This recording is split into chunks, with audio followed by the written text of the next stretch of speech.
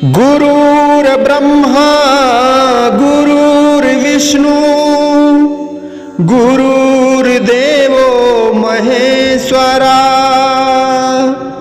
गुरुर् साक्षात् परम ब्रह्म तस्मै श्री गुरुवे नमः। तस्मै श्री गुरुवे नमः। बोलो जयकारा बोल मेरे श्री गुरु महाराज की जय। बोलिए सांचे दरबार की जय। श्री आनंदपुरवासी भगवान की जय। समस्त भगत जी को जय सच्चिदानंद जी। विवेक का अर्थ है यथार्थ ज्ञान अथवा यथार्थता का बोध। मनुष्य के मन में जब तक विवेक की उत्पत्ति नहीं होती उसे यथार्थता का ज्ञान नहीं होता और तब तक वह संसार के मोह जाल में फंसा रहता है। श्रेय मार्ग अथवा मोक्ष मार्ग पर वह अग्रसर नहीं होता।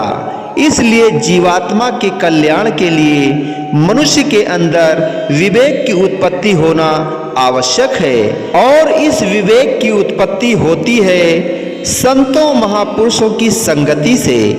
गोस्वामी तुलसीदास जी श्री रामचरित्र मानस के बाल कांड में वर्णन करते हैं कि बिनु सत्संग विवेक न होई, अर्थात बिना संतों सत्पुरुषों की संगति के विवेक नहीं होता। भगवान बुद्ध के समय की घटना है। एक विधवा स्त्री जिसका नाम किसा गौतमी था, उसके इकलौते बालक का देहांत हो गया। कुछ माह पूर्व ही उसके पति का परलोक गमन हुआ था, अतः अपने बच्चे के प्रति उसकी अत्यधिक ममता थी। पुत्र के निधन पर उसे इतना अधिक दुख हुआ कि वह विक्षिप्त सी हो गई। पुत्र के शव को छाती से चिपकाए हुए वह प्रत्येक व्यक्ति से रो रो कर निवेदन करने लगी, मेरे ऊपर दया करो और मेरे प्यारे पुत्र को जीवित कर दो, तुम्हारा बड़ा उपकार होगा।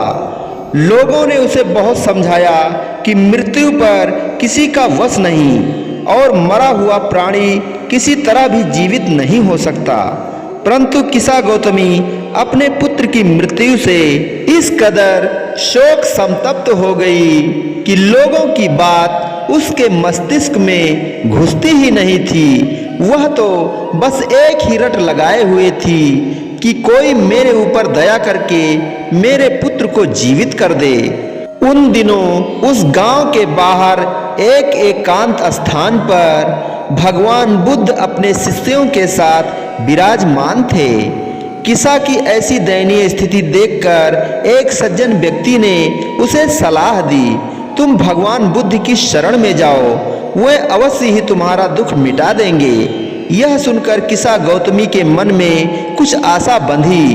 वह बच्चे के शव को छाती से लगाए हुए भगवान बुद्ध की शरण में जा पहुंची और अपने बच्चे को जीवित करने के लिए अत्यंत कातर स्वर में विनय करने लगी, भगवान कृपा करके मेरे इस बच्चे को जीवित कर दीजिए, आप दया के अवतार हैं, मुझ दुख की मारी पर दया कीजिए प्रभु, दया कीजिए। इस प्रकार किसा गौतमी ने रो रो कर अश्रुओं की झड़ी लगा दी।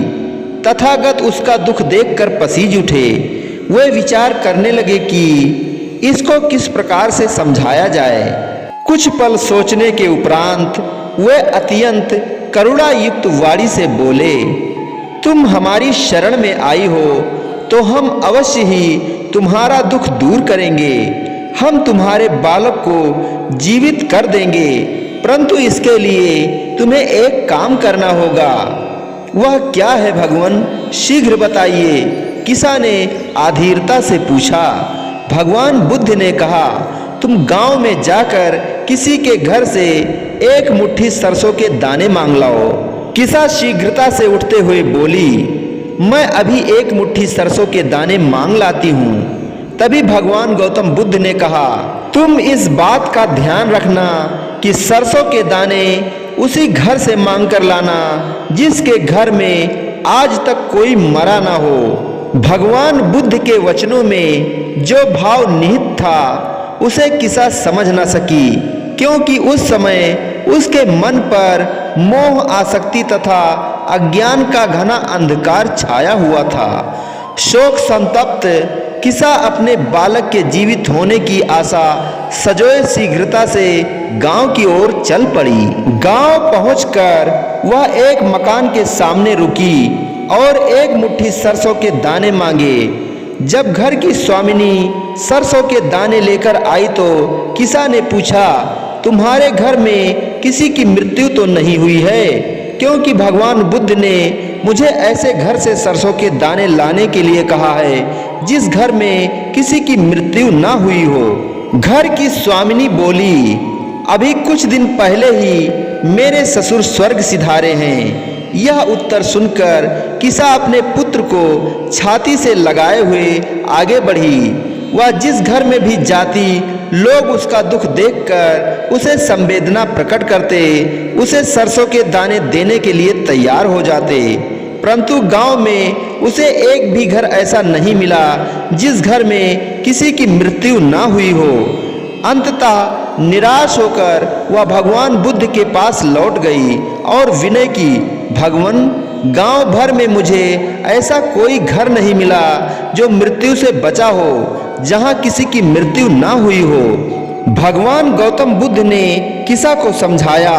बोले, किसा, जिसने भी इस संसार में जन्म लिया है उसने एक दिन अवश्य ही मरना है। यह प्रकृति का एक अटल नियम है। मृत्यु किसी भी उपाय से टाली नहीं जा सकती। यदि मृत्यु को टाला जा सकता है तो क्या कोई अपने निकटतम संबंधी अथवा प्रिय को मरने देता? नहीं, कदापि नहीं। किंतु मृत्यु पर किसी का वश नहीं। तुमने अच्छी तरह से देख लिया कि मृत्यु से कोई घर नहीं बचा। केवल तुम्हारे घर में ही नहीं, प्रत्येक घर में, अभी तो संपूर्ण जगत में सभी जगह मृत्यु का विस्तार है। और जैसे अन्य लोग मृत्यु को प्राप्त हुए हैं, ऐसे ही किसा इस बात को भली भांति जान लो कि तुम, हम, गांव, ये सभी लोग एक दिन मृत्यु को प्राप्त हो जाएंगे। इस यथार्थता को समझकर प्रत्येक मनुष्य को चाहिए कि मृत्यु का शोक न करके उस स्थिति की खोज करे जहां पहुंच जाने पर पुनः जन्म ही ना हो। जब जन्म ही ना होगा तो मृत्यु भी नहीं होगी। इसी का नाम निर्वाण है। किसा गौतमी के मन में विवेक का अभ्युदय हो चुका था। उसने बालक की अंत्येष्टि की और फिर भगवान बुद्ध की चरणों में शरणागत होकर निर्वाण पथ पर चल पड़ी। बोलो जयकारा बोल मेरे श्री गुरु महाराज की जय। बोलिए साचे दरबार की जय। श्री आनंदपुरवासी भगवान की जय। समस्त महात्मा जी एवं समस्त भगत जी को जय सच्चिदानंद जी।